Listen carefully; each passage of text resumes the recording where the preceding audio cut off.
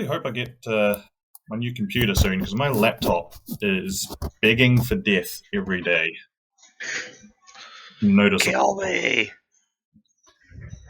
Well, it's like most of the games that I want to play on it that would run, fine. Now, if I get about 10 frames a second, I'll be lucky. Oh shit! That's no bueno. The fuck did you do to it? It's like 7 years old, so that's the reason why. I mean, I have to have it permanently hooked up to the cooling table because I have a feeling the fan in it died. Well, it was making a weird noise, and then suddenly it stopped making a weird noise. So I have a feeling it just stopped. It's never a good sign. So it's like, okay, I don't want to melt the bastard yet. If I turn it on, I have to turn it on twice. Because if I turn it on the first time, it gets like 10 seconds, it starts booting up, then it just makes this beep sound, and then it shuts down. And then I have to press the power button again, and then somehow that turns it on. Don't turn it off. I also don't know if it's throwing up... Jesus. Thank you, fuck. I also don't know if it's throwing up a warning signal because the screen on it is cracked, so I can't see shit, so I've got it running on a secondary screen, except the startup process does not show up on the secondary screen, so I don't know if it's throwing up a warning or not. Bro, I think you need to stop buying models and invest in a new computer. I've been saving up for a new computer. I'm buying Ashley's one off her because she's selling it for about $500, and it's, I mean, her one's like 6 years old, but it was like spec'd for high-end gaming back then, so it's still like the specs on it are still reasonable. Plus, also because it's going to be desktop as opposed to a laptop. If I want to upgrade it, it's a bit easier to upgrade a desktop with just pulling out components instead of laptops where everything is integrated and you're fucked. I mean, you could build a really nice high-end game PC, at least here in the States, for around $800-900. Yeah, Ashley's selling me hers for $500. So, yeah, which is like $300 for us. Yeah, roughly. Yeah, true. Yeah. So I'm cheap because I'm trying to save up to go to Canberra this year, so I'm cheaping out on everything. So then you're coming to nationals here next year. Hopefully. Fucking hopefully, eh? But yeah, we'll see. My face hurt after I sneezed. That sounded like your face hurt. It snuck up out of nowhere, dude. Fucking. Ugh. You know what it probably was? Probably one of the baby spiders. That fucked you. Hey, did you guys see the photo I sent of the spider outside my parents' place? Yes. Yes. Maybe. Hang on, I'll send it again just so Garrison gets the notification. Oh, obviously. Seeing a picture of it, it's fine. Seeing it staring at me in my basement, not fine. You said you texted back you want to throw up looking at it. Yeah, that's true. He's not even that big. Like that species gets Don't care. Don't care. Is that a huntsman? No, or is that Australia? No, huntsmans are in Australia. I think we get a variety of them, like a variant, but it's like much smaller. The kinder, gentler. Yeah, the fuzzy wuzzy spider. These ones give you a cuddle before they bite you. No, they'll do your taxes and fucking help you go to the grocery store, and they pay rent.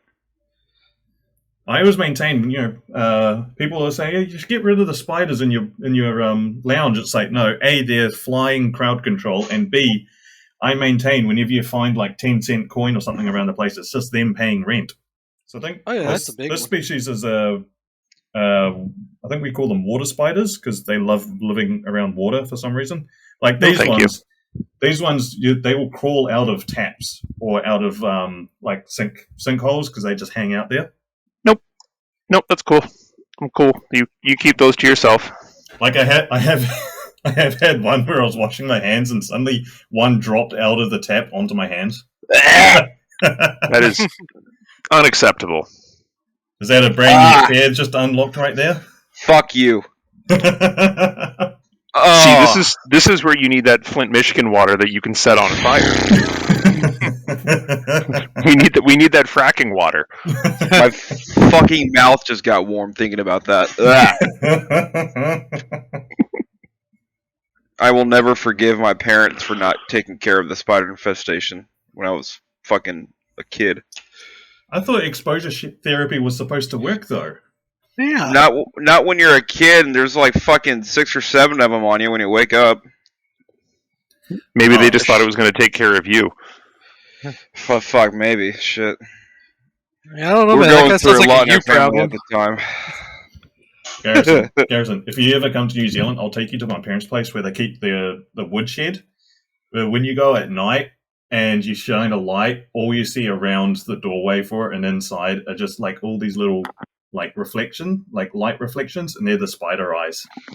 I'm just gonna tell you right now, Callum, I'm never coming to New Zealand. Oh, come on, they don't kill you. No, don't care. Nope. Nope. Not doing it. We also have these insects, wetas. They're native over here. They're sort of like grasshopper sort of thing, but like slightly different. And we get cave ones, and they get really long and big, but like because of their legs, they have like really long, thin, spindly legs. And the longest one we've ever found was about 30 centimeters from top to tail. Damn.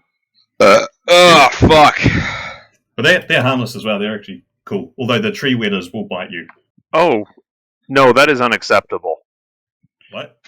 I just looked up what these things look like. Which one did you look up? I don't know. I just typed in New Zealand Weta, and it came up with... Here, hold on. Send a photo. Because if you really want to scare yourself, the giant Weta. That thing. That looks like a cricket. Yeah, they're sort of that genus. Yeah. That is a giant fucking cricket. Yes. What the fuck? No, There ain't no thank way you. that's a spider. Where'd you put it under? The VC. VC chat. Ah, hang on. Viet Cong shit. Yeah, that's the giant one. No, thank you. No. Have you guys heard of the tree hugging spiders in Okinawa? Their legs are stupid long, and they hug around tree branches. Like they don't build webs, and they look like the exact color of our main packs that we had. Camouflage. Yeah. So. Oh, yeah, no, those are... Just let your imagination run with that. We weren't told about it until we were out in the field, by the way. There's probably a reason for that. Yeah. You're here now. It's too late, by the way. Yeah, literally. I'm not even kidding. Yeah, that's exactly how it happened. Watch out for the man-eating spiders out there. They also had snails and, like, certain frogs and shit that they're like, oh, by the way, don't touch these.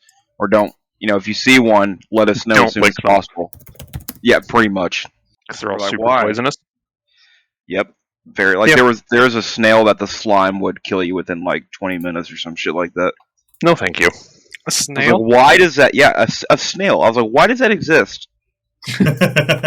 Why is that a thing? Yeah, there's a couple more photos in the VC Sorry. chat to have nightmares Someone about. feed- Oh, that's that got to thing be a carrot? Photoshop.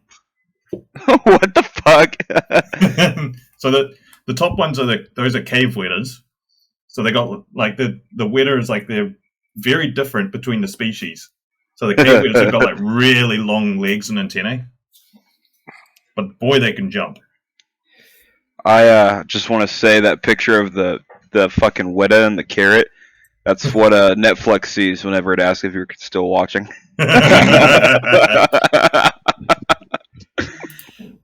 Right.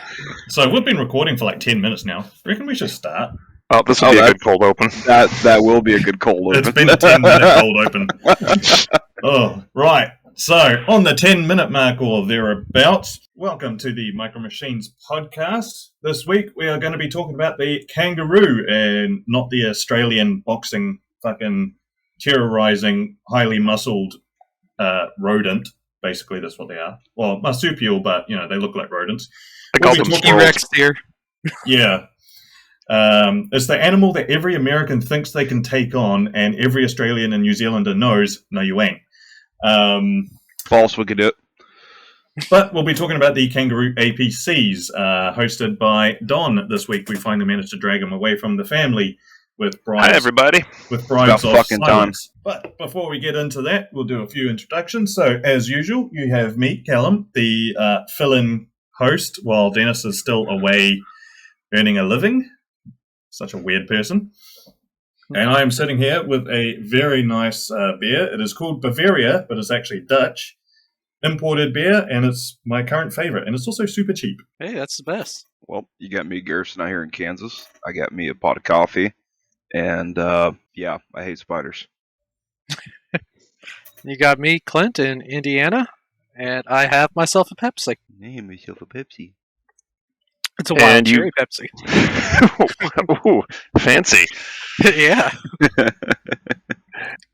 And you've got Don coming to you from the Great White North, and I'm drinking a Scotch and soda. Is it really white up there right now, Don? No, it's like 37 degrees and 100% humidity and absolutely disgusting out. I would kill somebody for snow right now. You say 37 degrees, don't you mean Celsius? Yeah, the unit of measurement that the rest of the world uses. You mean normal units? Yeah. You say units. Normal units, and then you send pictures of a fucking giant-ass cricket called a spider eating a carrot. You call that normal? Yeah, he's perfectly normal. I mean, look at him. He looks very happy. I'm sure he is. I don't know. I feel like he's kind of being forced, and he's trying to back away.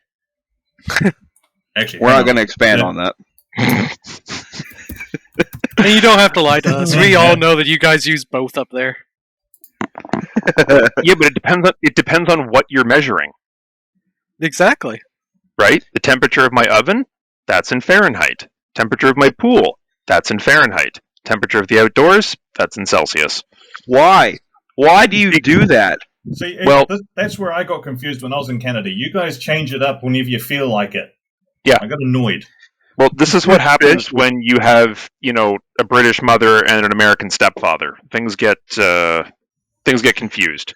That's fair. Thing is, though, the British also use imperial more than they do metric. Yeah. Yes, and I have a British dad, and he doesn't use imperial at all. Well, and then we have the French cousins, right? So. Ew. Oh. I'm sorry about that. Don't they measure everything in revolutions? Probably. How many Molotov cocktails on a parliament front door? Or, how many cheese curds in their poutine. Yeah. I mean, say what you like about the French, they do not put up with shit from, government. I do. A good French Revolution now and again is always, it's good for a laugh. Oh, yeah. Which there probably will be one tomorrow. I don't know if you guys have been watching the news. Nope, what did we miss? Nope. What next? The elections are going to happen, tomorrow? Oh, I love French election time. They're way more fun than the American ones. The American ones, it's just a lose-lose. The French ones, they put some skin on the game. Yeah, the American elections are a fucking joke. Yeah, just look at the last one. And the next one. Look at this one. Yeah, the fuck? It's just a lose-lose situation. Everyone loses. I've yet to vote since I've become of age, kind of because we weren't allowed to when I was in the Marine Corps for some reason. But what? Yeah, on deployment, they didn't give us an option to vote when they said they would. Sounds about right. Yeah, I was like, thanks, say what you will. When the first time I was able to vote, it was between it was George Bush. It's like it sucked under Bush, it sucked under Obama. I was doing pretty good under Trump, and then Biden got into office, and it sucks again. So I like living in New Zealand. Everything's inconsequential. We just have bad politicians, but we know they're bad. Yeah, you just fight over silly things like banning cigarettes. Nah, what's the layer? We got a few issues at the moment. They're mainly arguing over inflation. Oh, and Maori rights. Because we always have to have race and everything. Give them rights. That seems pretty self-explanatory. What do you mean? They have the exact same rights as everyone else. Then what are we arguing about? They just want more. Yeah, special rights. That's fine. Oh, exactly. Yeah. It's like here then, where we're equal, but we want to be more equal. And this is the opening to the podcast that gets us cancelled. We'll edit that one out. All right, put the damn slides up, yo. Right, yeah, they're on. I think it's about time you got back. Well, they're not. Nope, they're not on. Shit. No shit, right? Oh, Did you guys see the latest Weta I posted? That's a tree Weta. They are fucking horrendous. Those ones bite. Ooh. No, that's gotta be Photoshop. There's nothing that fucking looks like that. No, those are real. They like to hide in your shoes, so when you put your shoes on, they bite your toe. What the fuck? They got a foot fetish. One of you Instead is of still you. not muted. Oh, you also gotta no. mute the stream too. Oh yeah, you gotta do that, buddy. I can hear confused raccoon noises. Look, I haven't done this in a while, alright? Well, whose fault is that? Mine. It's alright. First thing Yeah, you do no is shit. take off your shoes and your pants. In that order? Bend over and cough. Just throw them in the corner with mine. It'll be fine. we'll make sure you get them back after. Right. When do you want me to change the slide over? At some point. Alright, well, welcome to Kangaroos. So before there were Kangaroos, there were... So the British Mark IX. Probably the first purpose-built armored personnel carrier under at least a definition that we would all know and understand. Offshoot of the Mark V came about because, go figure, machine gun bullets and human flesh don't mix very well. And once the Brits figured out that tanks could sort of kind of maybe cross no man's land on about a 10% chance on a good day, maybe we should put all the soft squishy people inside of one to also give them some protection. Well, and also walking slowly in front of machine guns doesn't always work. No. It's I only took them 3.5 years to figure that one out. Crew of 4 plus 30 dismounts, and they were intended to be pushed into the spring offensive of 1919 that thankfully never actually happened. But this is still just a Mark V. They just took all the guns off. So it's still an open 100 horsepower petrol engine banging away at 8,000 decibels. No lights, no ventilation. I can't fathom having to been, stuck inside of one of these things, slowly plodding across no man's land, and then kicked out and said, all right, go storm a trench while you're half poisoned with carbon monoxide and deaf and blind. That sounds like Half Garrison's poisoned. experience.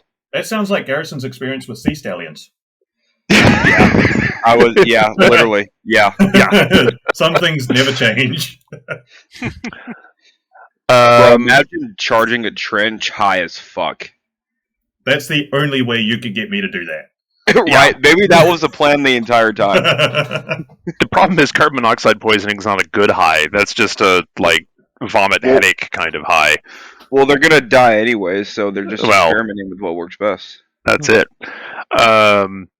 The whole infantry carrier is an assumed name because the post-war variants, if you change slides, all had IC painted on the hull. There you go. That's one preserved at Bovington. Hey, Don, do you know how I can make you hate me? You've seen that and I haven't? I've been inside that. Yeah. And you haven't. Yeah, I know. That's And it's... I would not want to be in combat conditions in that. There is nowhere to... You're literally standing on the suspension. Well, air quote, suspension. Yeah. The whatever passes off as just a solid... On the partially exposed running gear. Yes.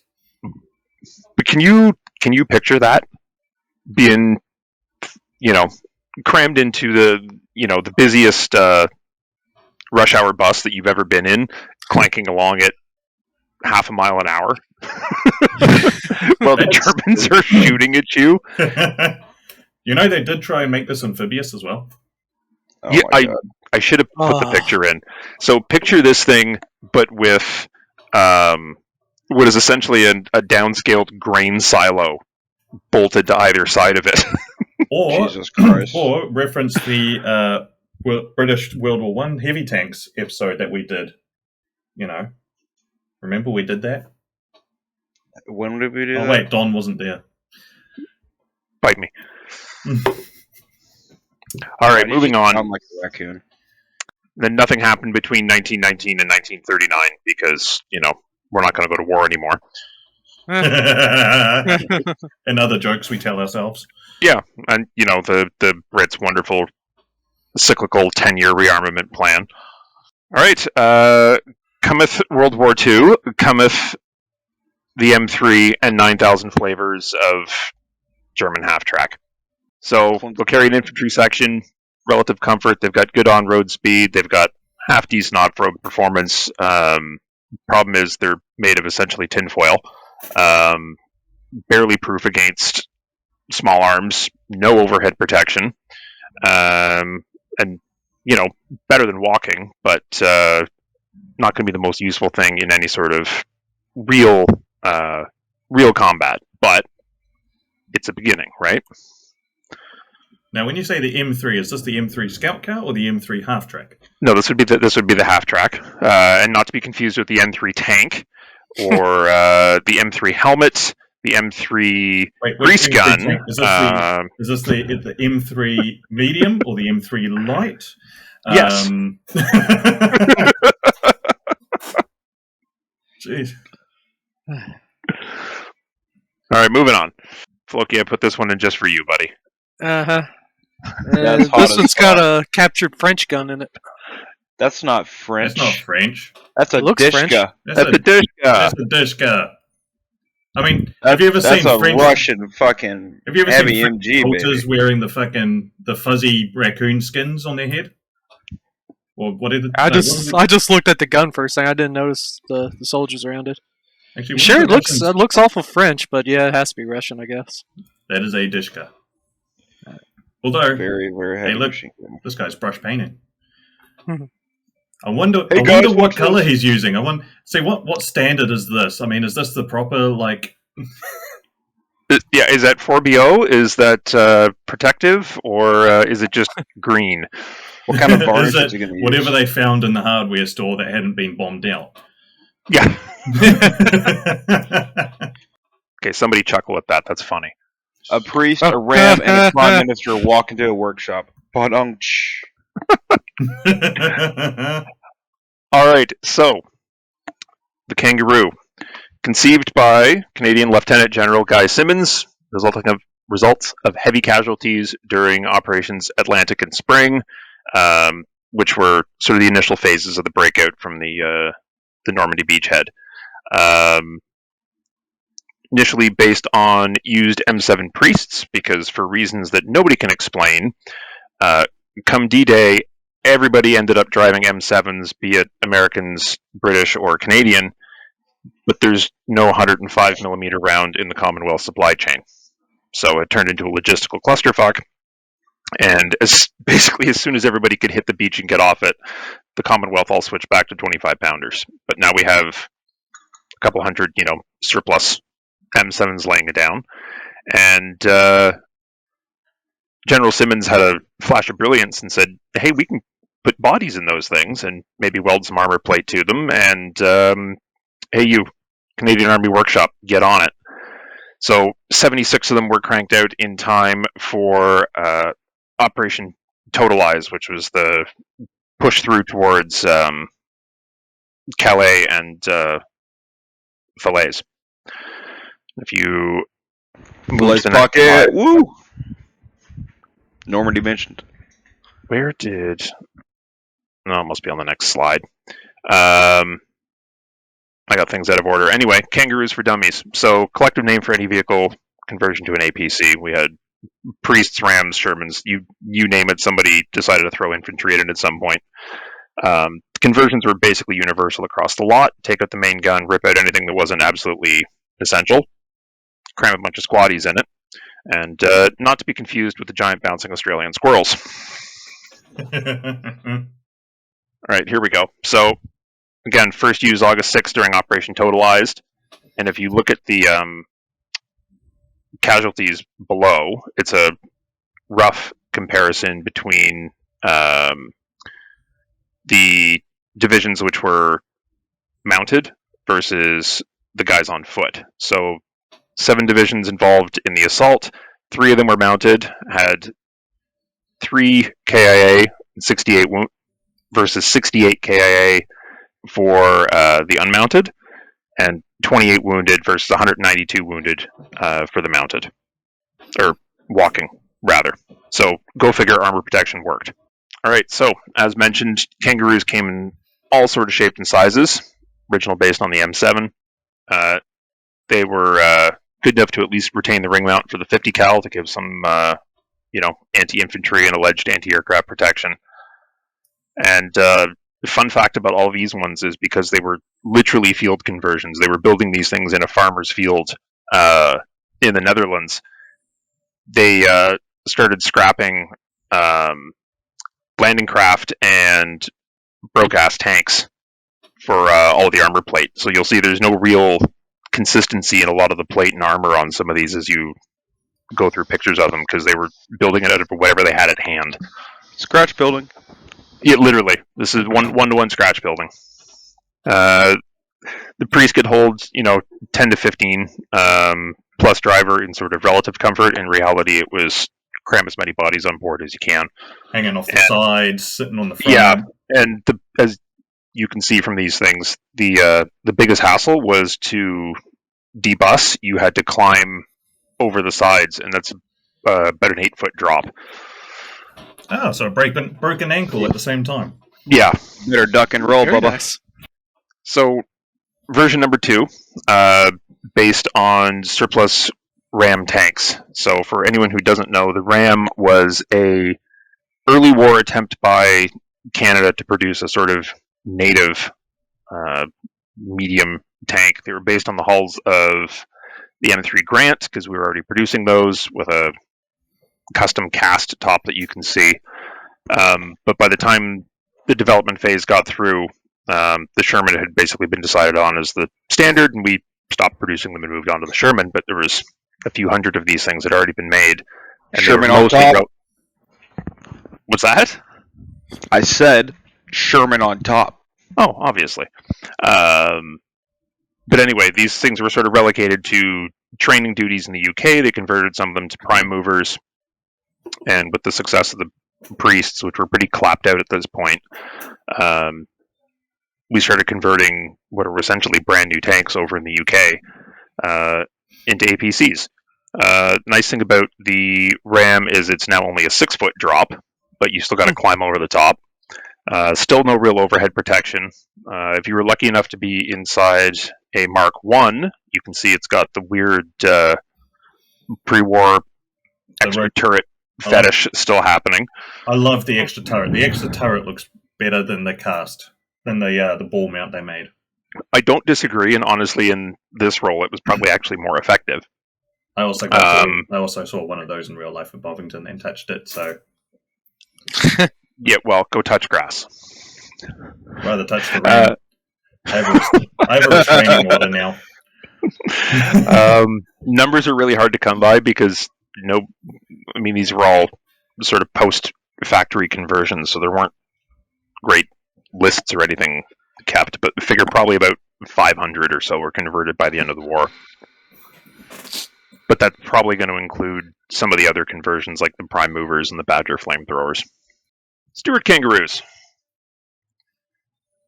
These were actually the first Kangaroos to come about, but nobody had yet adopted the name. They were actually converting some of these in North Africa because it was plainly apparent from the get-go that the Stuarts were outclassed the second they hit the ground by anything that the Germans were going to be able to throw at them.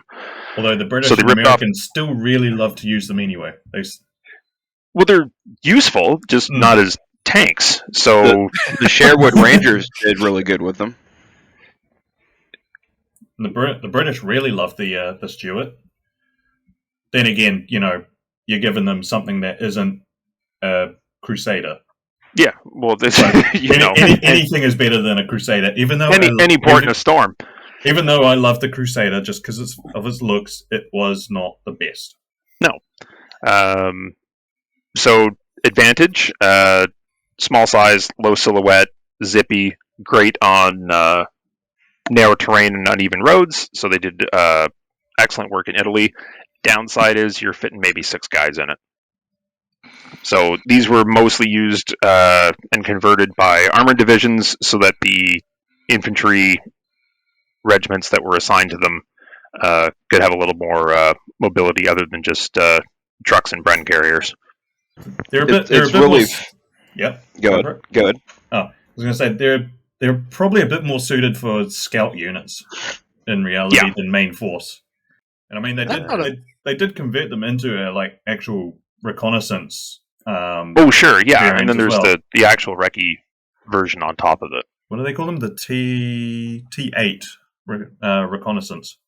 I think they're called. You can actually buy a conversion kit for that. I really That's want not to a build 50 cal on that, is it? Yes. Sure is. I thought the British hated the 50 cal. The Brits might have, but the Canadians and the Aussies and the New Zealanders didn't. We love the 50 cal.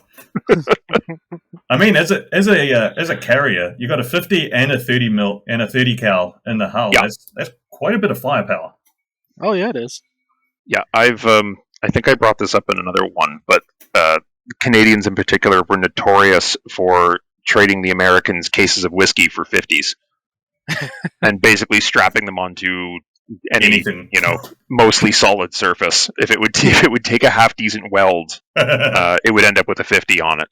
I wonder what the conversion rate for whiskey bottles to 50 cal is. That's a good question. I'm about to go buy some fucking whiskey. Buy some whiskey and hit up the armory. real quick, I gotta point something out real quick. What's that? So you said that little Stewie here only held 6 infantrymen, right? And that wasn't appropriate to them? No, not that it wasn't appropriate, it's just fewer dudes than the 15 that you can cram into, a priest or a ram. Right. It's funny, because nowadays, you look at, the Bradley, and it and you're only fitting 6 or 7 dudes, right? It's just funny. Yeah. But remember, the Bradley's different, right? These are battle taxis. That is right? true. This is like a 113, not something that's meant to go out and fight with the infantry. That's fair. It's like a Bradley. It can hold its own. Just look where it did the fucking T-90 over in Ukraine. Love that video. Oh, it's beautiful. All right, next. And next. You need to say it. Come on. Oh, Shermans and Churchills. Big name tanks, lesser known Kangaroos. Is that better? Yes. Much better. Very much. So the Shermans weren't as common a conversion, but they were usually Sherman 3s, so clapped out A2s. Usually ones that ended up with an AP round going through the turret. Yeah, and didn't manage to cook off the rest of the tank. They're basically looking at exactly the same thing as a ram. It's just slightly different hull form. Probably did appear in Europe. Slightly more armor as well. Yeah, that's true. Overall, but for the purposes of machine gun and splinter that they were looking for, you were hoping that you weren't anywhere near anybody firing AP when you were on the assault. Theoretically. Yeah. One can only hope. Not that you can pick and choose that moment. No. or you're hoping that your armored support is alongside to suppress said AP. These did appear in Europe, in Northwest Europe, but were also more common in Italy, where resources were a little more scarce, especially towards the end of the campaign, because everyone had kind of forgotten that everyone was still fighting there. I think that's the ultimate irony for Italy. It was such an important step, and it was kind of just forgotten about it the minute they landed on Normandy. No, instantaneously. Like, God, Italy, who is she? Who was the general in charge of the American forces in Italy? He was a Montgomery? dickhead. Pardon? No, Patton? Nope. No, Patton wasn't Italy. Yeah, he He was was. in Sicily. Yeah, he was. By this time later on he had moved to Europe. Oh, once they recalled him. Yeah, he got replaced by someone else. Oh my god, because he Ross? was a real prick. Yeah, was it Ross? No, I gotta look it up. But he intentionally let 3 divisions of Germans that they could have wiped out easily go because he wanted to liberate Rome. And the ultimate irony is the day he liberated Rome was the day that they landed on Normandy. So his liberation, because he was a glory hunter, his liberation was literally a 1 inch by 1 inch fucking article on a newspaper in the corner saying, "Oh, by the way, yeah, we're in Rome as well." Get fucked. He was a dickhead. I want to say was it Ross? No. Fuck, who was it? This is annoying. Google is free. I think that's what Don's doing. Is indeed. Trying desperately. Who was the dickhead after Patton in Italy? Clark. Mark Oh. W. Clark. There you go. Yeah, That's not who it Ross. was. Yeah. Why did I'm sure there was someone else. But yeah, he rolled into Rome instead of wiping out like 3 or 4 divisions of Germans, and because he wanted the glory of it, and literally he got a footnote because he did it. He rolled in the same day as D-Day. That sounds about right.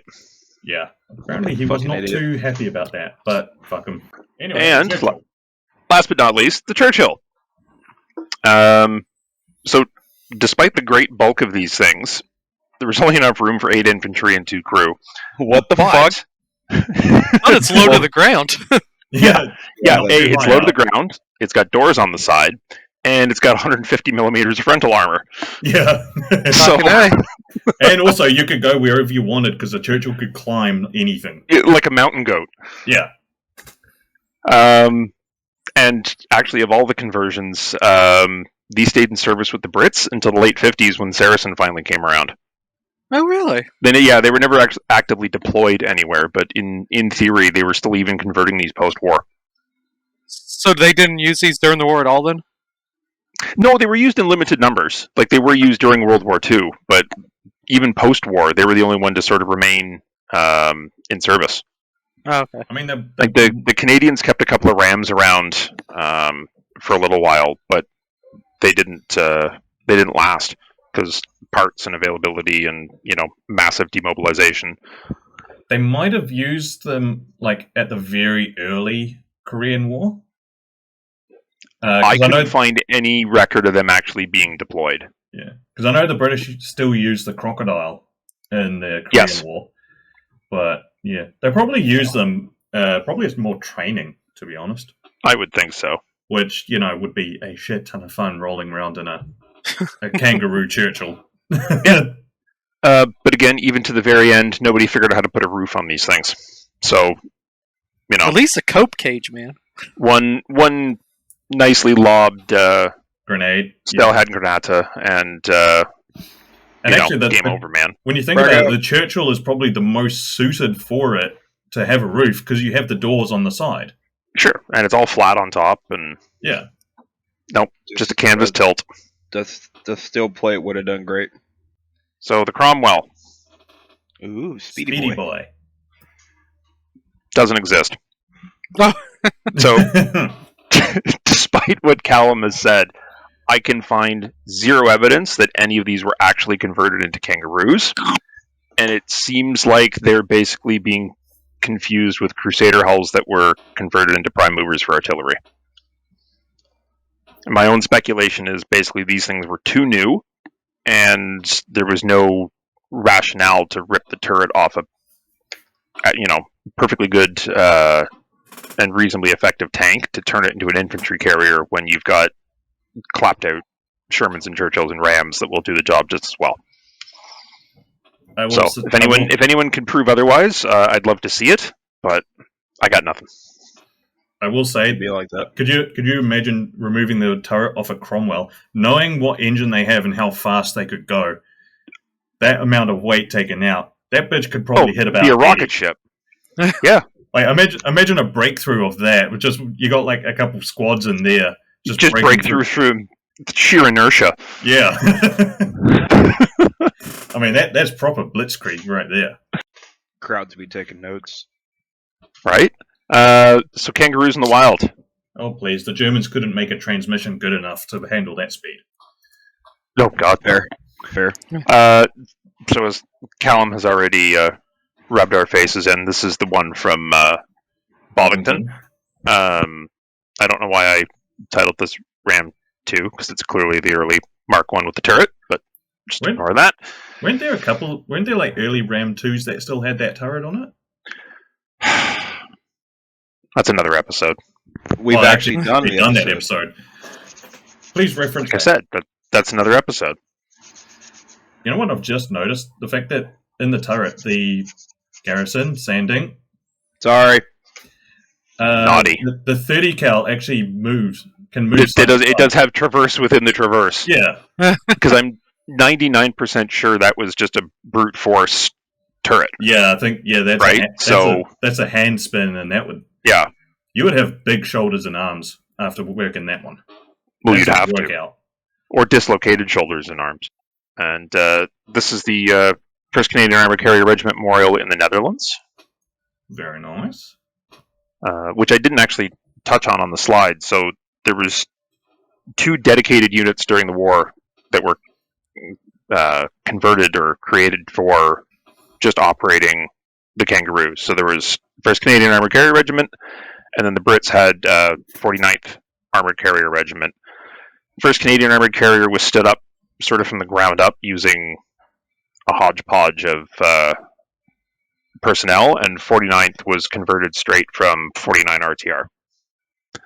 And then, as you can see on the last slide and this one, both regiments ended lumped under 79th Armoured and were treated the same as kind of the rest of the funnies were. They were parceled out piecemeal for specific operations. So they didn't own any of the infantry, they were just the taxi service. And modern Kangaroos, relatively speaking. T-55, that's not modern.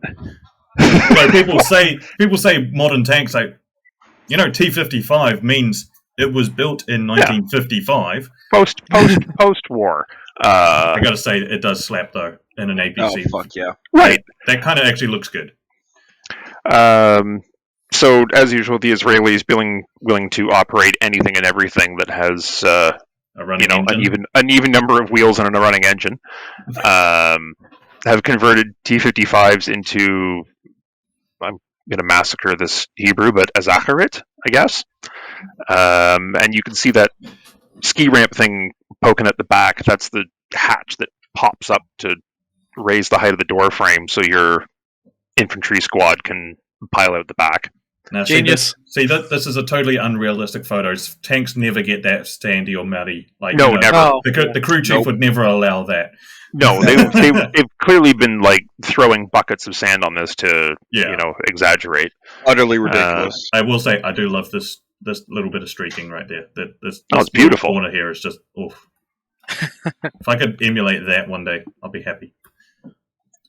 What's the other one? And then along the same lines, the Russians came up with the BTRT. My apologies. The screen I was working on made it look like that image was much higher resolution. I mean, you've got at least 3 pixels there. You're fine. Yeah. And with the BTR, we're kind of trending in towards infantry fighting vehicle territory. It's got the whatever the hell the Russian TOW is called, and it's got a weird name, hasn't it? Yeah, and then the 30 mil. Is that the next? What do they call it? The 242? Yeah, one of those. Whatever. It's Russian. Anyway. Oh my god. Right. So the poor Centurion. What have they done to it? Well, the Jordanians have turned it into something out of Starship Troopers. It looks like Warhammer. Or Warhammer. It really does. With this fun front-opening sort of clamshell door, which allows the machine gun there. It allows any machine guns to obliterate them in a second. It's very, Omaha Beach. It's a touchy subject, guys. That's all I'm imagining right now is that scene from fucking Saving Private Ryan. The minute the ramp drops and they all just get turned into pink mist. But I don't know. Maybe you roll up, power slide the thing, and then everybody goes out sideways. I don't Tokyo really Drift this bitch. Could you imagine? But look at the size of that. You're not running out of that. You're like fucking commando crawling out of that. You're crawling out of it. A Centurion is a hell diver dive. A Centurion is not first fucking out of tall. that. No, that's maybe 4.5 feet. If that.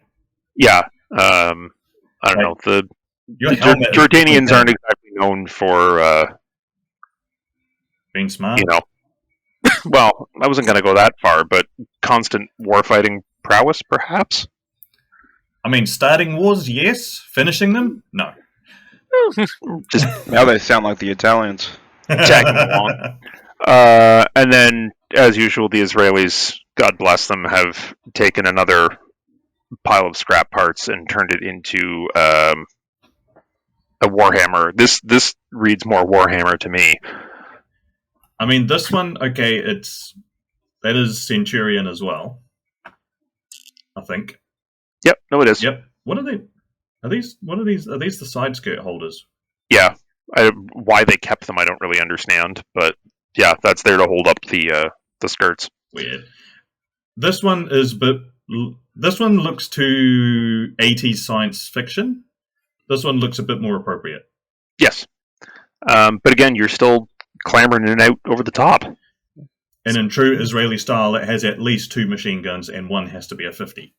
Yes. So it looks very Mad Max. It does, actually. Yeah, a few more spikes on the front. Yeah. What is this? Is this like an antenna right here? That just looks like it'll poke your eye out. Oh, that's small arms range detection. Where you can, isn't that what that is, Greg?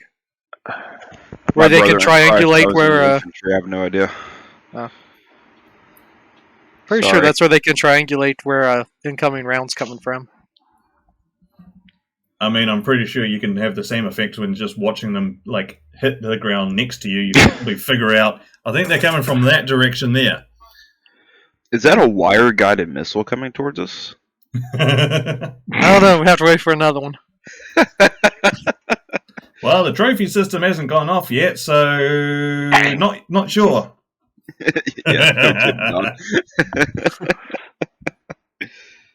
Or more like, hey, there's a laser-guided missile coming towards the tank. Wait, isn't this the APC? Isn't this the active protection system that is just basically a giant shotgun blast from the... You remember that one from that episode? It's just basically just ball bearings inside. Yeah. And, if any infantry just happens to be there when it goes off. Yeah, it's not where you want to be. And then you too can build your own. In very limited fashion. So the Tallery kit has to probably be one of the absolute biggest dogs that I've ever built. It only vaguely resembles either the interior or the exterior of the Kangaroo or the Priest that it was meant to be converted from. But that's it. That's all you get. I thought the Priest was based off... Was the Priest based off the Sherman, or was it off the M3? I thought it was... No, both, actually. I did have to go and look that up. Okay, I was going to say... So the early marks were based on the Grant, the later marks were based on the Sherman. Right. Gotcha. And then Gecko has graced us with not one but 2 Ram variants recently. You have the Kangaroo, and then they've also given us the Badger flamethrower. And in 1/35th scale. And in 1/35th scale. The question is, though, will it fit on a 135 LCT? Dude, I knew it. Right? S Model allegedly produces one, but I have yet to be able to find anyone that sells the thing. And if you're feeling really brave, you can go find the Resi Cast. I don't even think I'm that brave. That's we'll leave that for Hotshot. Mm-hmm. Yeah, I will say that if you do want to convert something, like take an existing kit and convert it, a conversion to a Kangaroo is actually fairly straightforward, isn't it? Oh, sure. You just pull the turret and rip out anything extraneous. Like the only one you'd actually really have to put some effort into converting would be the Priest, wouldn't it? Because the Priest, you got to take the gun out, put a shield on, and stuff like that. That's the only real one that needs a little bit of effort. And when I say a little bit of effort, it is a little bit of effort. Yeah, the bigger challenge with the Priest is going to be whatever the modeling company has done to make the gun mount and everything fit on the inside. Right? Because a lot of the times the under bits that you can't see, it's just going to be a plug that the base of the gun mount would fit into and that sort of thing. You're saying it needs a good turret ring then? Yeah, But the nice thing is there's also none left surviving in the wild, and doesn't look like any of them ever bothered to take a picture of the interior. So who's going to say otherwise? And also, that's when your sheet styrene and weld beads are going to be your friend. And also, most kangaroos were done in the field, so there's no real standardization. It was just take out whatever could be taken out, so you could fit an extra guy. Precisely. So you can do whatever you want, and no one can tell you otherwise. Your bigger challenge would actually be if you were going to do a Stewart or a Sherman, because you're going to be doing more modifications to the interior of the hull, where a lot of the like ammo bins and stuff are going to come pre-molded, or if you even get that, and then there's just a vacant void in the hull, and you've got to come up with a whole new system of supports and structures and all that. I'd say, but it's doable. Also, the other big challenge would probably be markings as well. In what way? Well, wouldn't like say like on a priest or anything, would they just keep the original markings that were on the tank, or would they like change them over to fit another unit? So, from what I've been able to gather anyway, the priests were a bit of a mix because the one armored carrier regiment didn't exist yet. So there were no markings to convert to, right? So it would just be, hey, this priest was marked up for whatever, 12 regiment RCA, right? So it's going to keep the same artillery markings, or maybe they would have sort of half painted over them. But the later marks with the Kangaroos, when they started to come out with dedicated unit signs and stuff like that, you're going to run into problems because those serials don't exist. Right. And would they, because we're Kangaroos, would they end up being as part of an armored division or an infantry? So neither, right? So the two regiments were independent. That's why they fell under 79th Armored. Right. Okay. So they were neither armored. Well, I mean, I guess they were technically armored, being with 79th, but they were loaned out to transport whatever infantry unit happened to be in the assault at the time. Right. Okay. Right. So they didn't belong to a specific formation. They didn't belong to, 2nd Canadian Division, but they were there to support troops from 2nd Canadian Division in the assault. Right. And then the minute the assault was over, they just fucked off back to exactly. So all your later marks are going to be in 79th Armored. Right. Okay. That clears that up. Cool. And then God knows what they were doing in Italy.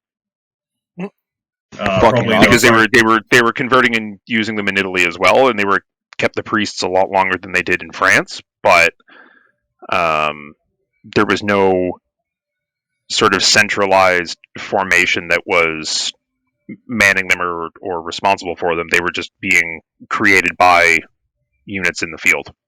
And that's it. That's Very all nice. she wrote. That's it, boys. Well, that was very fast for the amount of slides you had. Very good. Well, he knows how not to fuck around. That's true. That's true. I'm efficient. Very good presentation, Don. And he also has the advantage of knowing what he's talking about. Well, let's not get too out of hand. Hey, but this comparing to us, all right? Yeah, Very true. Let's be realist here, Don. So we'd like to thank Don for that presentation, because that was really cool. It was a really good presentation. And also glad you can actually join us once in a while. That happens. A couple more times and you'll, be on more often than Dennis is. Yeah, shame on you, Dennis. Shame on you. You sound like Peter Griffin just there.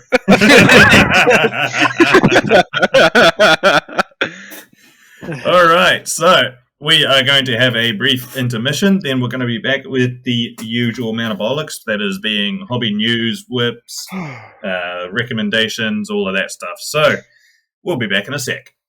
And we are back with the hobby news. And I know in this hobby news, a certain someone in this group is going to be very excited. Oh, I sure am. We will probably hear his underwear hit the other side of the room. But before we I took it off during the intermission to be prepared. There's going to be a splashing sound now.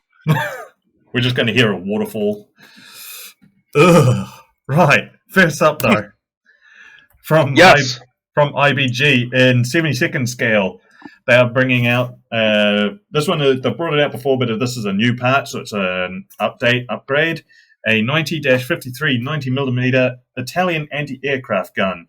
This is the Italian version of the German 88. Now, I think it looks a bit better, but it's Very nice looking 72nd, and trying to paint that in 72nd scale would be a bitch and a half. But I do like how in the box art they have included the paint wearing from the recoil. It's true. I like that. Nice little touch. Are they going to do this in 35th scale, though? I really hope. IBG do some good stuff, but they do a lot of 72nd stuff. In 72nd scale as well, from Ming, they are bringing out a US M142 HIMARS, the High Mobility Artillery Rocket System. Don't know what Ming in 72nd scale would be like, but I think they would do very good. And I think this one will be pretty popular. Yeah, I agree. Up next from Clearprop, we're getting a brand new OV-1D Mohawk. Well, this is sort of like this was brought out a couple years ago, but this has got brand new parts, sort of upgraded, updated, stuff like that. It reminds me of a Dragonfly, the Mohawk, but they still use them, don't they? Yeah. I would love to get this kit.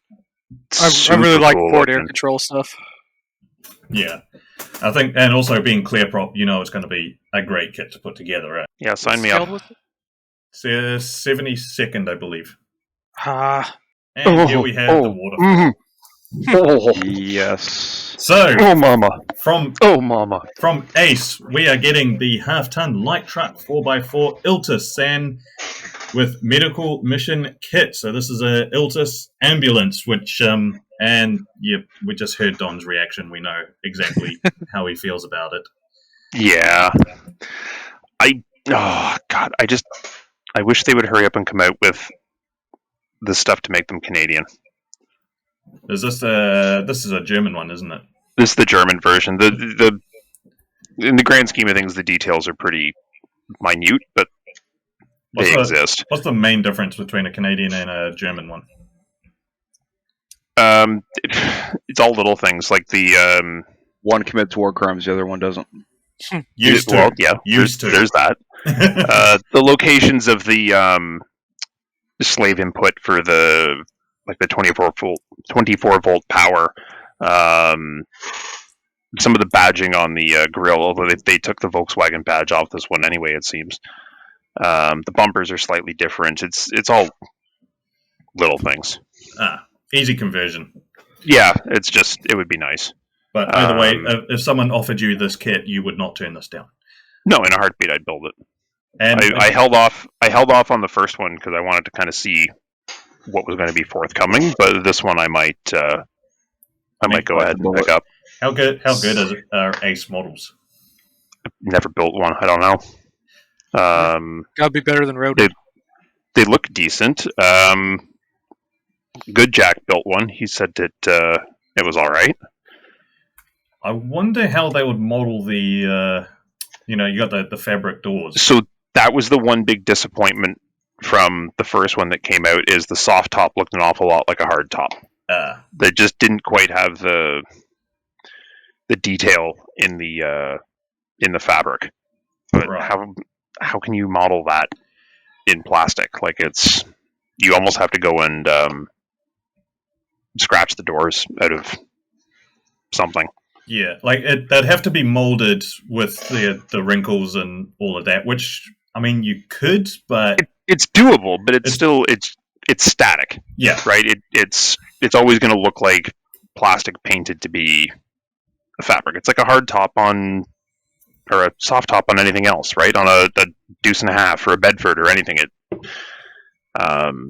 But at the same time, thank God somebody finally built one of these. Now they just need to slap a tow launcher on it. Yeah. So what's the medical kit? A piece of plywood and a more tenting? You basically. Pretty much. It was a janky... God, it's been ages since I've been inside one of these things. It's like a tubular frame around the inside with a little bit of support because the whole thing is designed to pack down, right? Like the medical module just fits on the back of a regular Iltis. Yeah. So it's just a bolt-on kit, Right. I and it's imagine literally a stretcher going down the passenger side. I was going to say I imagine it would be a little bit rear heavy if you were loaded up. No, it's not too bad because remember all the weight in the front is on this thing. You're only putting a human in there, and the balance point is still well forward of where the split is, Right. like the tailgate versus the back of the tent. Like you're not filling this up with hundreds and hundreds of pounds of equipment. It's two dudes on a stretcher laying flat while all the weight of the vehicle is still forward. They're bouncy as hell to ride around in. Unless you put an American soldier in it, then it's a different Sure. story. Yeah. But But either way, a welcome addition. Absolutely. Okay, up next we've got new parts for the special hobby 72nd scale Havoc Mark 1 Intruder. One day I will get either a Havoc or a fucking Intruder or, one of these. I think, no. Are these similar to the Boston? Havoc Boston. Were they the same? Americans called them the Boston? British called them the Havoc, or was it the other way around? No, other way around. Okay, now I'm confused because this is an RAF marking, so it should be a Boston Mark 1 Intruder.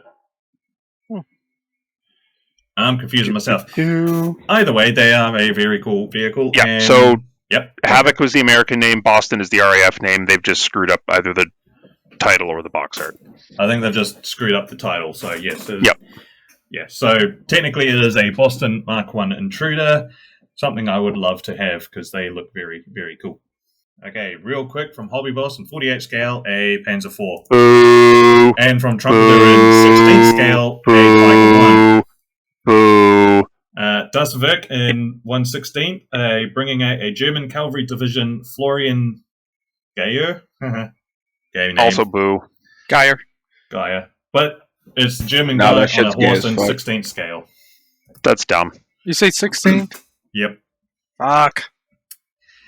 Dumbest scale. We've got two from 4Art. Haven't heard much about them, but they have two very cool subjects. They're bringing out a Humber armored car Mark IV and an M19 twin 40mm gun carriage. That is based on the Chaffee Walker Bulldog, one of them. But either way, the Humber armored car is a very nice addition, although if they made it in 35th, it would be even better, because they are very, very, very cool looking. Agreed. Yes. But that M19, that's real nice looking. I got to say the M19 is nice. Oh, I do love the 50 cal just placed on the front for reasons. I may have to get one of these just to HIDF it. Yes. Yeah, if it was 135th. Yeah. Unfortunately, these two are in 72nd scale. If they were in 35th, I would try and find that Humber, because fuck, they look cool. They look better than the AEC and the what was the American one? Duster. Nope.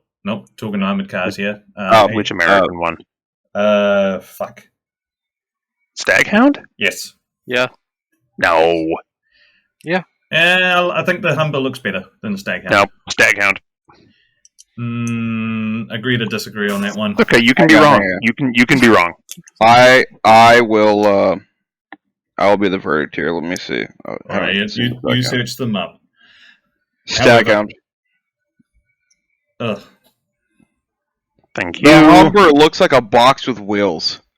The Staghound is at least just stretched out. You can very clearly tell which one was designed in a shed and which one was designed in Detroit.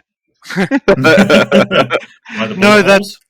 the Humber looks like you see people take like a big Silverado or F-250 or something, then they put the little bitty wheels on it. That's what the Humber looks like. Accurate. But yeah, either way, two very, very welcome additions. Just wish they were in 35th. I do like the fact the M19 has the two spare gun barrels on the top. That's a nice little detail. Indeed. Okay, from Aoshima, they keep bringing out a whole lot of re-releasing a whole lot of ships with brand new parts to them. And this is one that I'd love to have. This is the Akashi Japanese repair ship, specifically for submarines. This is their submarine tender, but that's what that's what the title said. But despite having a destroyer alongside it, and parts of another one.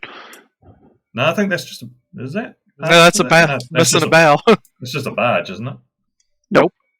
There's look at 2 funnels, and then it's just missing the bow. Oh, look at that! And the bow is falling off the other one. Oof.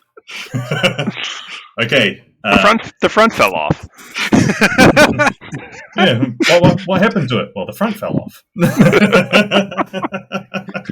love that skit. But either way, 1 to 700 scale. I think this would be pretty cool to try and build. And have you built any of Aoshima's kits? No, the only 1 to 700s I've built Tamir and IBG. I really want to try an Aoshima one though. There was a guy on YouTube, I think his name's AMG Graphy. He does a lot of these 1-700 Oshima kits. Aoshima. Aoshima, yeah. When are you going to get Inch High guy on? I'll talk to him. You got to speak to him. I didn't know you were mates with him. For God's sake. Yeah, he lives like, I don't know, 5-10 miles away. Jesus. Yeah, we're gonna have to get him on. Like, because I was having a look at that fucking 172nd seaplane tender. Jesus Christ. Yeah. That one is the definition of I started and I just kept going. No kidding. Pretty much. And I mean the aircraft he's got on that's the Emily float plane. Those things are massive. Yeah, it's not a small float plane to begin with. No, it's like the size of a Sunderland, and then you build a ship around the Sunderland. Jesus. At first, he was just going to build the cradle on the ship, and then it turned into building the whole ship. As you do. Yeah, the thing's got to be like 2 meters long. And that is it for the hobby news. Now we're going to go on to the whip, see what we've all been working on. And first up... Woo, that's my stuff. So on the left, we have Dragon's old but still buildable Sexton Mark II. It's been an interesting ride so far. For anyone who doesn't know, this kit is an amalgamation of 5 other Dragon kits where they've just thrown various sprues into the box and asked you to put them together. So it's good old Dragon. Good old Dragon. Kit bash. It's kit bashing. It's kit bash in a box. It's purpose built kit bashing. So we have sprues for the Sexton, sprues for the 25 pounders, sprues for an M7, and sprues for 2 different M4 variants. Oh my god! God. Not all of them want to play nice in the sandbox. The side plates don't want to align with the stowage boxes on the rear, and if you line those up, then the gun shield and glacis don't want to align, and then nothing wants to drop onto the hull, and then all you want to do is cry.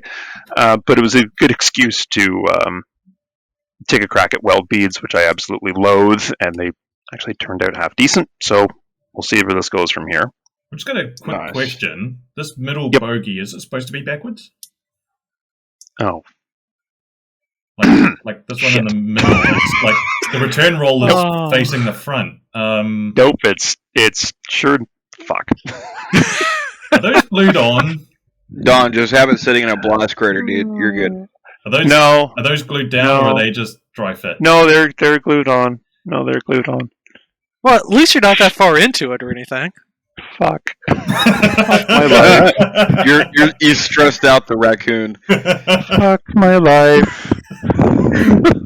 Sorry to call you out live on the podcast. No. That's. I would much rather be called out now when I can still salvage it than having it all painted up and purdy and then doing your final shots and someone goes, Hey, dumbass. Let me guess, that probably fit easier than anything else on the kit. Like, this just dropped right in. Yeah, it dropped right in because the locating holes for the bogies are about half again as big as they need to be to fit the little keystone that locks into them. Love it. So, oh dear. shit. Have fun. Oh well, moving on. We know what you're going to be doing straight after this episode. Yeah, going to bed after I cry a little. So this is actually finished now, but on the right is my personal livery, personal bow fighter. I decided to join the Cool Kid Avatar Club a while ago and came up with my little trash panda roundel, and then had a flash of brilliance that said this needed to be painted onto an aircraft. And I had this ancient Airfix bow fighter sitting in the scrap pile that I was using to practice panel lines and riveting a bunch of crap on, and it got a lick of paint, and it's, I think, the most liked build on my Instagram. So there you go. Very Are you nice. supposed to be missing a rocket on either side? It's supposed to be no. They're both sitting on my bench because they both fell off. But we can just say that he's already made one pass. Just keep there you attacking him. Find other things wrong. I could, but I won't. I'll be. No, by all means, please carry on. I was just going to say they never fired like He is 2 at a 13th time. They fired the whole salvo Yeah, salvo at once. yeah. Just, Yeah, I know. there's a really cool. I need to send you a video that demonstrated how they actually did shipping attacks, because that's actually really cool to watch. Oh yes, please. Just the way they did it. Also, I hope one of those tree Wetas climbs into your bed tonight. Hey, I grew up cuddling with them. They're fine. All right, what else you got? And then two of my most recent finished builds. We have AFE's interesting but only option on the market, M548 cargo carrier. It's based on my beloved M113 chassis, and gave me another excuse to build some 80s vintage Canadian Cold War armor. Like you need a reason. Like I need a reason. I have nothing good to say about this kit. The the fit is atrocious. The detail on it sucks. The one I bought came without tracks because I got it used. It's awful. It's a horrible kit, but it's the only option out there if you want one. So if you want to, suffer, but fill out your 113 collection, it's your only option. Well, and then, you did fucking good. Oh yeah, really love that black Canadian leaf. Thank you. No, it turned out in the end. It was just pain and suffering the entire way, as is my usual. And then this wonderful 172nd Academy Typhoon that I have nothing bad to say about this kit. The fit was great. The details great. It was good. It was a lovely little build, and you can find them for $10 a pop. They're not new kits. They're, I think, a 1998 tool.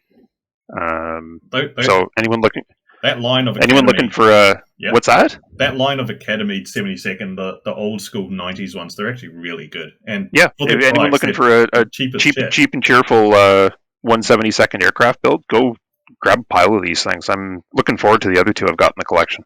What's the other two you got? Hurricane 2C and Spitfire Mark something. Nice. Yeah, I can't remember what it is. You used to be able to pick them up at Hobby Lobby for like $9-10 a piece. Well, it's like can't anymore. $15 Canadian, right? So that tracks about the same. Yeah. They're about $20 NZ. So yeah, not bad at all. So by all means, go grab them, or don't, and leave them for me. That's fine. And that's it. That's all I got. Chopper. Been working on Chopper some more.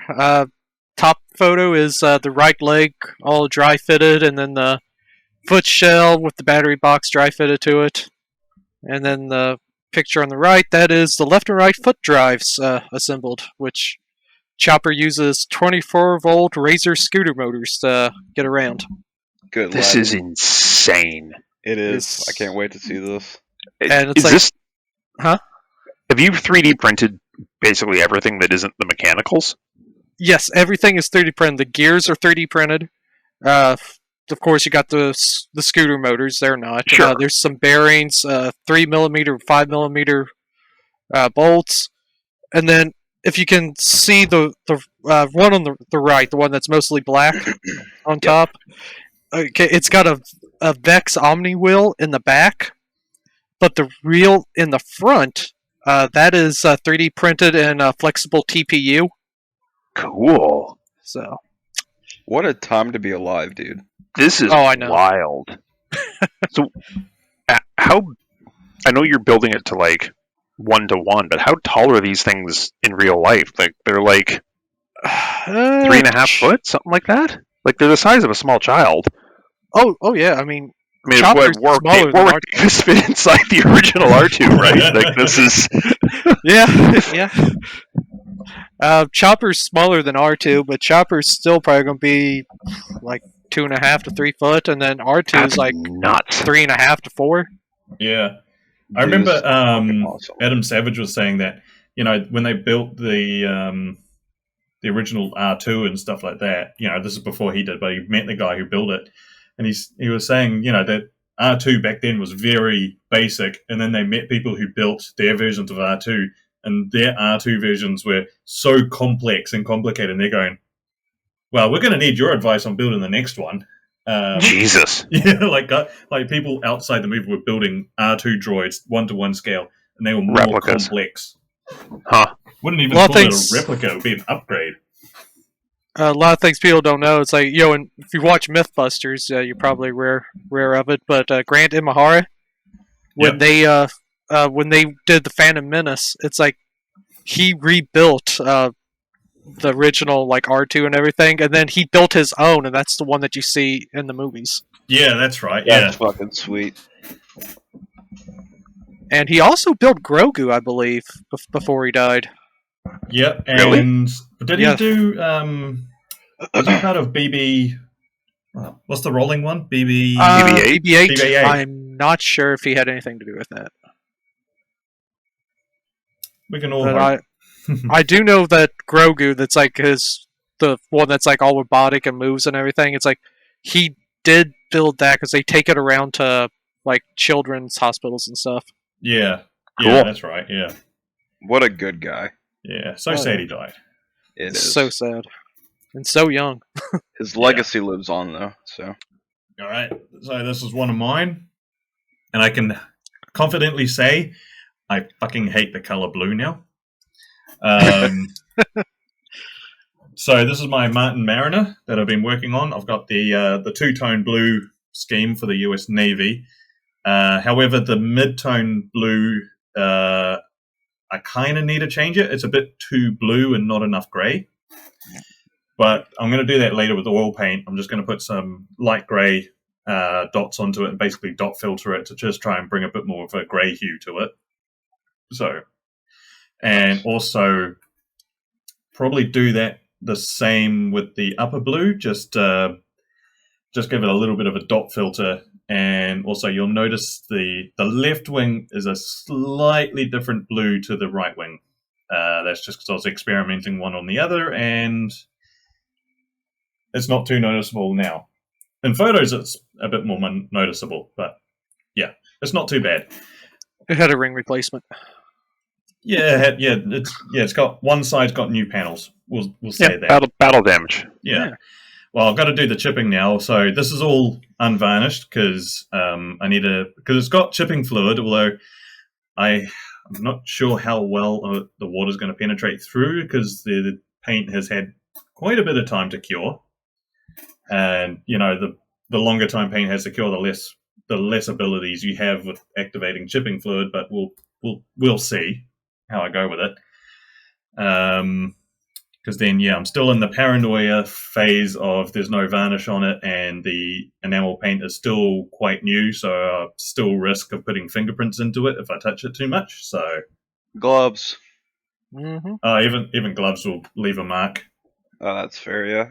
Yeah, so because it still just needs a bit of curing time, so I've just got to do a bit more work on it. But otherwise, once that's done, I can start building the landing gear for it, and do the decals and stuff like that. So I'm like 75% done with It's it. coming along, dude. Looks good. It's really good. It is coming along. Yeah, and Very nice. so you know how I got the light rig and all of that in there. Well, it's only after I've done all of that, then I am introduced by Andy in Mr. Plamo at the last meeting I went to, and he has an induction table. It was an induction table or electromagnetic pad. Yeah. Like the wireless. Yeah, and then an induction coil and headlights and LEDs, and you were showing us he made Jeeps and stuff like that with these little coils in them, and it's like, after I've wired up and glued up all these wires inside it for one LED, now you fucking show me I could have done it a lot easier. Great. You can just do it. You can just do it for the Sunderland you're going to build. Yeah. Eventually You're I'm now going to do a more Sunderland. experienced. Although looking at, his Sunderland he's working on now, just the interior, it's like, yeah, inferiority complex is coming. Makes me want to get my Catalina out now. Yeah. Then again, with his stuff, if he's going to enter a subject into a competition, I am not going to enter something because I know I don't have a chance. Yeah. Well, you get second or third at least.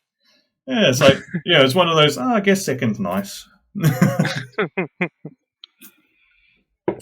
But, yeah, otherwise, and I've purposely, the turrets are not glued down, although the top turret I don't think is going to be coming back up, just because of the fit.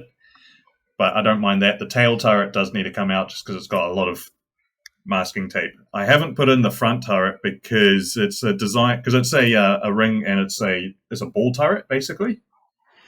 Once it goes in, it's not coming out without destroying something. So that's why. Yeah, don't want to do that. Yeah, no. Yeah. Especially because I got to matte varnish it all, and I don't want to try and mask up. Frost your glass. Yeah, I don't want. Yeah, don't be a pussy, Frost it.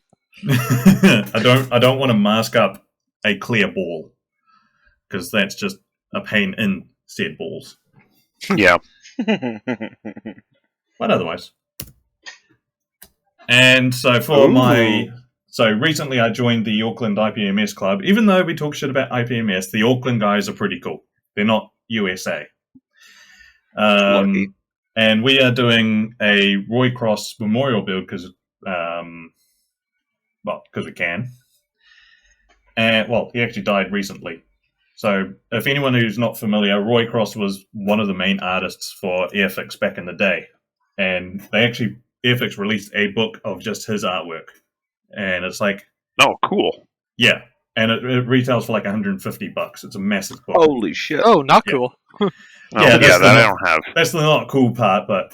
So what we're going to do is find a kit that has his original box art on it. So this is a re-release, but it's got one of his arts on it. So I am building the Bristol Bulldog in 72nd scale, knowing full well that the brand new 48 scale one just came out, and it's only just getting to New Zealand now. So I have seen the kit in real life, and it looks so good. One day I'll buy it. But so this is all I've done so far. It's a dead simple kit, and it's kind of actually for a vintage kit, it fits fairly well. So Decent. I'm having a fun looks time with like it. Although masking the cockpit with the pilot in it is going to be a real pain, but Putty. Yep. yeah, we'll see. Or blue tack. Yeah, but either way, it's a real fun kit, and it's a pretty cool thing to be part of. Just a memorial group build. It looks like it's going to be a fun kit, like finishing it up. I've got 2 slides. This one shows the Push to the Rhine diorama I just finished up. It's a M5 Stuart with some infantry on a road. I don't know how you crank these out as quickly as you do.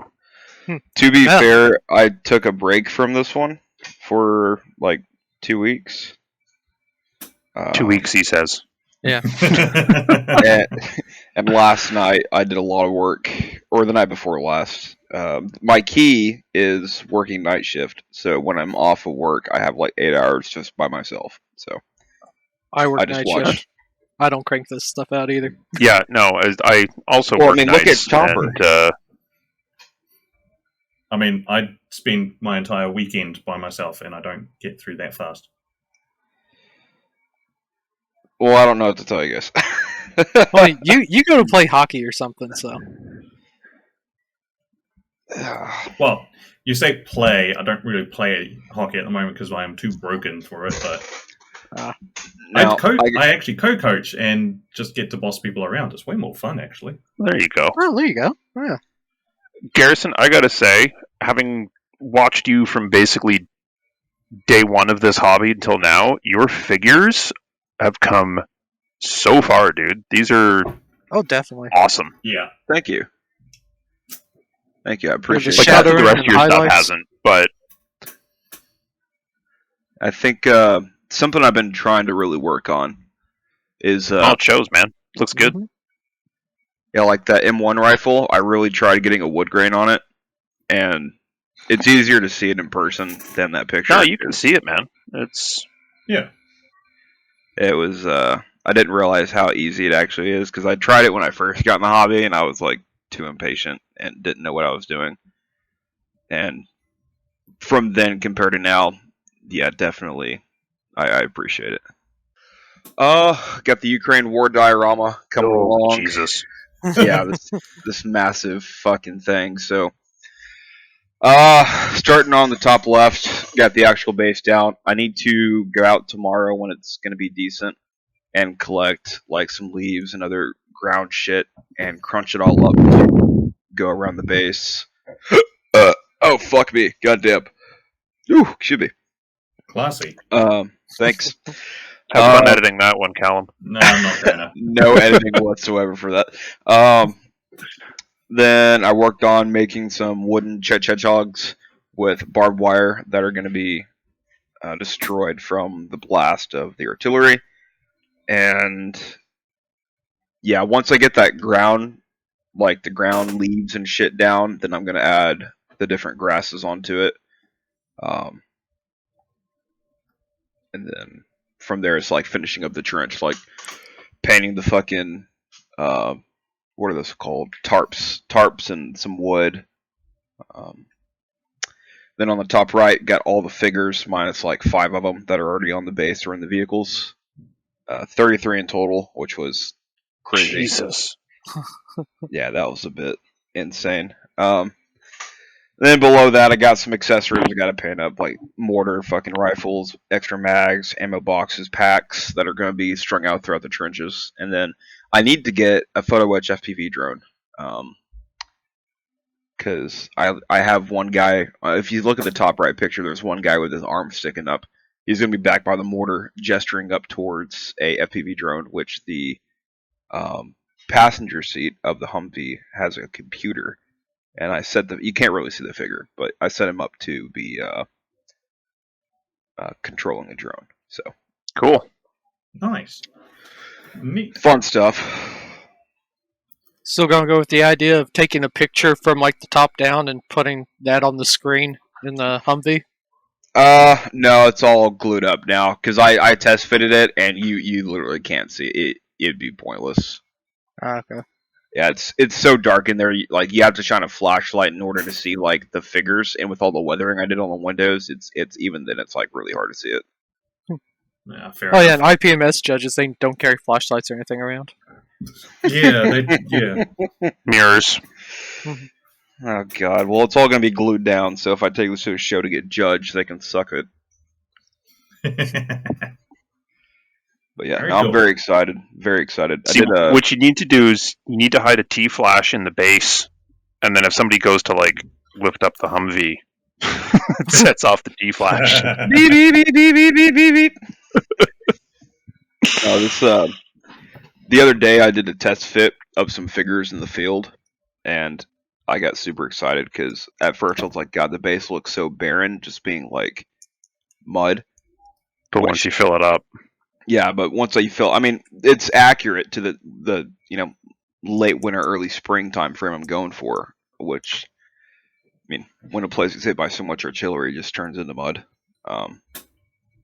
But yeah, once I got the figures kind of put down, it was like, man, I'm so excited for this.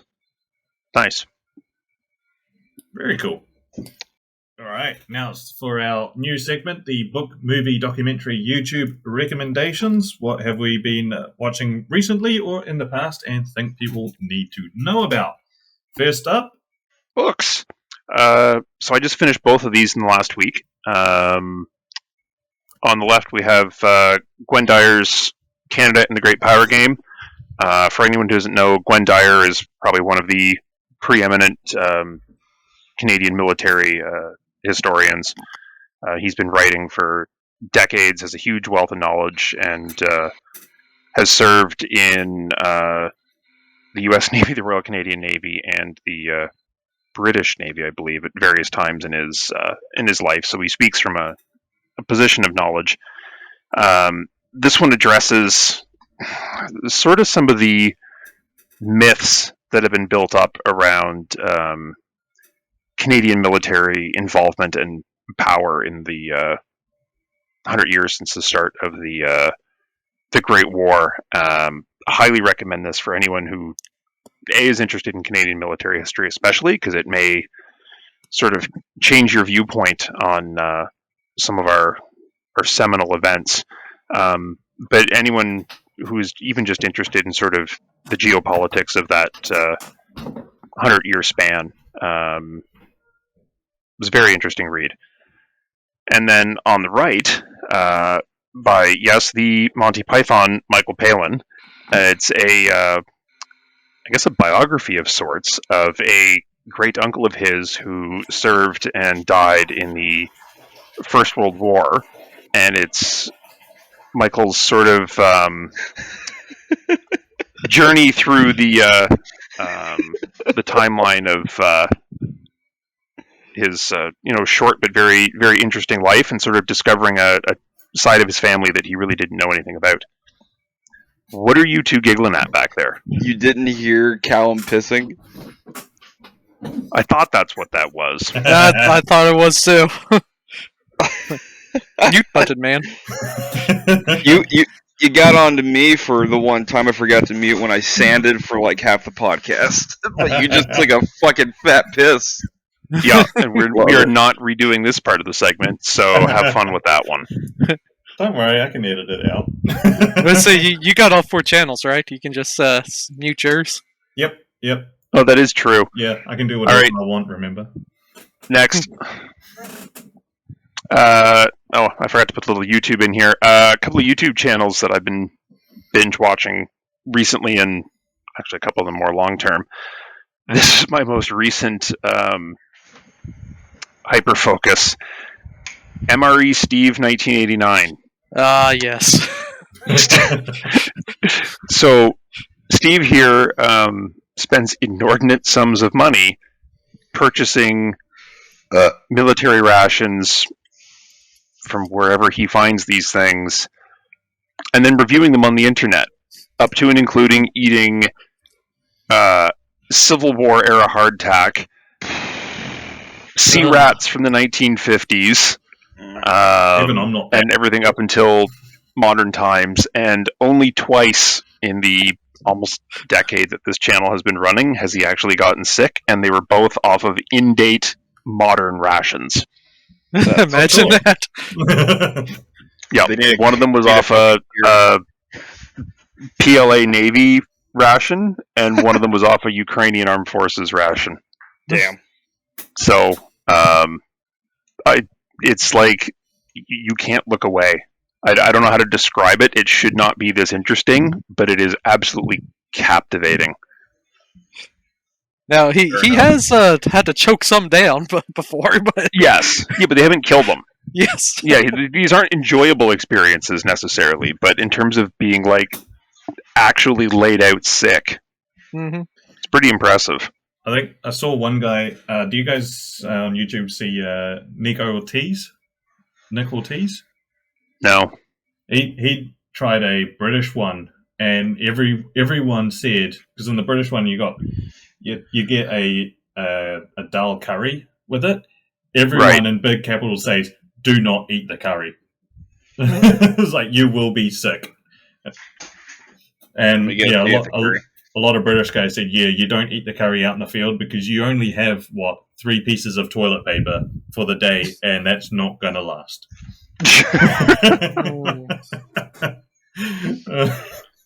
All right, next up we have Drakinifel. Hey, it's the guy that I plagiarized for the Dreadnought episode. Yeah, who's, I believe his real name is Andy, although it seems to be very sort of That's a letdown. nebulous as to what his actual name or background is. I know he's alluded, it's true a number of times that he has a background in engineering, but he is a naval historian who focuses specifically on the period prior to the end of World War II. Right? So from 1945 backwards through to the Age of Sail. And if you're not familiar with his channel, he'll have sort of throughout the week videos, which are 5-10 minutes long, focusing on a specific ship or a specific class of ships. And then on Wednesdays and Fridays, he'll come out with sort of half-hour-long versions that deep dive into a specific element of naval history or a specific battle or, things like Navy rations. So, very interesting, always good background noise, highly recommend. Yep. Have you seen his video doing the walkthrough of the Flower class in Nova Scotia? That was cool. Yep. Sackville? Yeah, it was very cool. Yeah, I did. I did like when he tried when he tried out the 40mm pom-pom. Have you seen? You remember that bit? And he tried turning it. And the gear ratio is so high that he almost threw himself off it. Yep. It gets going a lot faster than you expect. And he's actually in the middle of posting up all of his videos from his visit to Australia that he just finished. Oh, nice! Australia's got quite a few good ships. Like in Sydney, they have a submarine that they decommissioned, and you can actually go into and have. It's one of the Oberons, right? Yeah, my parents got a walkthrough on that when they were in Sydney. I was like, lucky bastards. And then, last but not least, Ed Nash's Military Matters. So Ed is a sort of freelance journalist and both historical and modern military content creator. And he'll run videos. My personal favorite are the Forgotten Aircraft, where he'll, 10-15 minute segment on some of the weirder failed aspects of our collective aviation history. But he'll also do sort of commentary and opinion pieces on modern military events, right up into and including what's going on in Ukraine right now. So quite a wide variety of content, very professionally done, very interesting. Go check it out. So opposite of us. Yes. If there was an opposite of our podcast, this would be it. Are you saying he's entertaining and informational? Correct. Well, I mean, that's a pretty high bar to set. He does research. Sorry, what's that? Yeah, we don't. Research. Oh, I do best guess estimations. Yeah. There's a site called Wikipedia that's like awesome. It's referenced quite a bit. And there's this thing called Chat GPT. You don't even have to write anything anymore. College is going to be great. All right. One of the books that I've recently just finished, or Audible books, is Neptune's Inferno by James Z. Hornfisher. Of course, all of his stuff is just great. But this is talks about the battles of Iron Bottom Sound. And this is his newest book, right? I'm not sure where this falls in his books. All I know is I can't find it at the library, so it's newer than all of the other ones that I've read. It might be his newest book. I want to say his one about the Cold War is his newest. Oh, maybe. But this one, if you got Audible, definitely go and get it. Yeah, you can never go wrong with Hornfisher's books. They're always very well written and very readable. Oh yeah, it's like his other two takes place in the Pacific as The Last Stand of the Tin Can Sailors. That's about Task Force Taffy 3, and then The Fleet at Flood Tide, which is the waning years of the war in the Pacific, which is also really good. Mostly about Saipan, though. Mm-hmm. But still a very good read. All right, one of my favorite books of all time. It's Blood Red Snow, the memoirs of a German soldier on the Eastern Front. I've got this book at home. It is such a good book. A very, very good book. Talks about machine gunner throughout his entire time on the Eastern Front, from as he goes into the military to the very end. And because he went into the early stages of Barbarossa Stalingrad. and Stalingrad. Then from Stalingrad, he got posted to Italy, northern Italy, at the time where Italy decided to change sides. That was cool. That segment was pretty interesting. Yeah. And then got sent back to the Eastern Front, where he got captured. Was he? I think he surrendered. He was part of the surrendering force, I think, at the end of the war. Yeah. But yeah, it was a pretty interesting read. It's a different side of the story, we'll say, and it was pretty interesting. Definitely worth a read. Yeah, especially if you love infantry books. That's one of the best infantry books I've ever read. So these are my recommendations. So the one on the left, I've talked to Don about this, The Shepherd on Disney Plus. It is a fictional short story, but it is definitely worth it's definitely worth a read, and it's definitely worth a watch, even though it came out last year in December and I only just found out about it. You guys seriously need to watch this, because it's only 40 minutes long, but it's so good. Oh, and it stars John Travolta? Yes. Mm-hmm. And he actually does a very good job in it as well.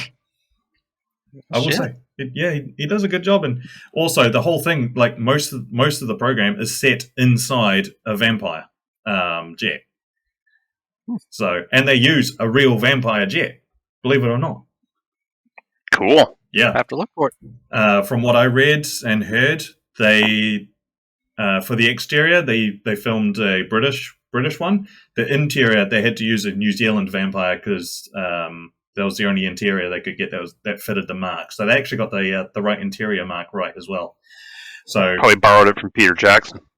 Nah, he has World War I stuff, but we do have a vampire we have a flying vampire and a flying venom. That's pretty cool. Yeah, and I've seen them both fly. It's really cool. We have some cool aircraft down here. But yeah, definitely worth a watch, and especially this is like my new Christmas movie that I'll watch every Christmas as long as I can. And Don, I know you read the books multiple times. Oh God, hundreds of times probably. They were originally written by. Oh shit! I literally told my mate the other night. Frederick Forsyth. Yes, that's right. Yes, and he is a very good writer as well. Yeah, any of his other books are always a good read too if you want some sort of historical military pulp fiction type stuff. Yeah, and he does do fiction as well, but but even his fiction ones are really good. Yeah. Then I've got two YouTube recommendations. First one is Mac Models, British guy who does some very, very cool models. He's very good. Even though he says he messes up a lot, it's like, dude, no, you don't. But yeah, so his models are really good. His videos are about 25 to 40 minutes long, so they're not too bad. Just for the amount of detail that he shows, and he does some pretty cool stuff. So definitely worth a watch for him. And his videos are very high production as well. And then my second one is Rex's Hangar, Australian guy, and he focuses on aircraft, but he does a lot of the quirky sort of lesser known stuff as well. So, biplanes you've never heard about before, and he does deep dives into them and stuff like that. So my dad and I, we watch them every week on Wednesday when the videos come out. So we're diehard fans of his. So he does some very good, he actually goes to the British archives or whatever archives there is and pays money to get photos and information for it. So he goes proper full in depth nice onto these. So they are definitely worth a watch because they are really entertaining. I have subscribed to both. Good on ya. And also, I think, because Rex is hanging out, okay, Chris, he's also gotten back into modeling as well, so, might reach out to him, see if he wants to come on the podcast for a bit, because, All right, my turn. go for it. Microchines Podcast, Pacific Group Builds. Come on, join us. You've got, what, three-ish months left to you've got till get started and get something entered? I might have the Mariner finished by then. And I do believe we have some sort of prize for this one, do we not? 60 yes, US there dollars. is a prize. $60 US to do whatever you want with. Oh, there you In go. model kits. Yeah. In model kits, yes. And then the Just for Funsies Sci-Fi Group build, also until September 1st. We've already had some really interesting submissions for this, so I'm looking forward to seeing what else comes along. And Don submitted one as well. Yeah. Yeah, he did. And There was a sort of underwater steampunky I just had Bioshock. dive suit thing. Yeah, very Bioshock looking. Bioshock Big Daddy. That's what I got, yeah. yeah. Which looked And cool. then- And Kyle's did that Sherman mech that's been really cool. Mm-hmm. That Not curse sure- thing. Is he done with that now? Or is he? I think I don't he know. has finished it, yes. I think so. We'll need to check. So yeah, get your butts on the Discord. Yeah. Join us. And after you've finished listening to us, you should go check out all the other Scale podcasts. We have Model Insanity podcast, we've got Plastic Model Mojo, Plastic Posse, On the Bench, all of those guys you see on the screen. So go check them out after you listen to all of ours, not before. Yeah, because you won't want to come back. Yeah. True. And as usual, at the end of every episode, we like to thank all our Patreon supporters. We have Paul Gallagher, Lord Floki, Robert Judson, Robert Brisbane, and fuck me, every week. Anyone else want to take a stab at this one? I don't. Brielle. Thank you, Brielle. Brielle, go for the last one. Come on. Be brave. Mastroianni. Thank you. It's not that hard. Clip that so we can put that in every episode now. I was going to say to Don, that's what your wife says all the time, but okay. Bum. And I take it Garrison might not be here for the very end, but oh well.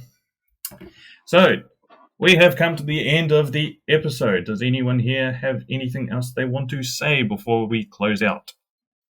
Oh, I'm good. Nope. Cool. And Garrison doesn't have anything to say because he's not here right now, so No, we don't listen to him anyway. Yeah. that is I true. think he's having some bad diarrhea right now, if I remember right. Very bad. I think it was explosive, wasn't it? Yeah. He got into the dal curry. Yeah. Oof. And I think fainting was part of it too. So At the same time, Or he found a spider.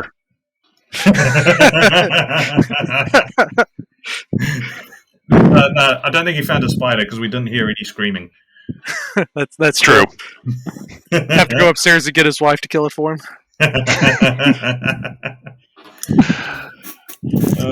Has he said anything? All right.